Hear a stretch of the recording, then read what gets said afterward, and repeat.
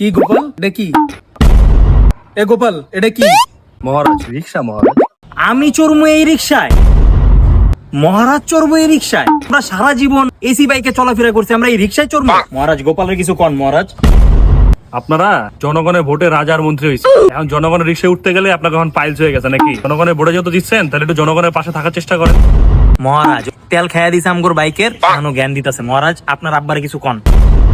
মন্ত্রী, তোমার কিন্তু আমি চাকরি থেকে বের করে দিব। তুমি শুধু শুধু সারাদিন কপালের পিছনে লেগে থাকো। কিছু হইলেই মানে আমার চাকরির মধ্যে আটটা মাইরা দেন। বাইকে তিনজন যাইবে, বাইকে তিনজন যাওয়া তো হইলো লাক্সারি অপরাধ। আচ্ছা মন্ত্রী, লাক্সারি মানে কি? লাক্স মানে তো জানি সাবান, তো জেরি মানে? দেরি মানে মনে হয় কোষাগার। মন্ত্রী, তুমি শুধু কোষাগার কোষাগার করো। সরি, ওখানে তো আমার রান্না হয়। আমরা মানুষ তো তিনজন, সিট তো দুইটা নাকি? আপনি চিন্তা করেন কেন? সকল সমস্যার সমাধান গোপাল ভাঁড়, আমি তো আছি।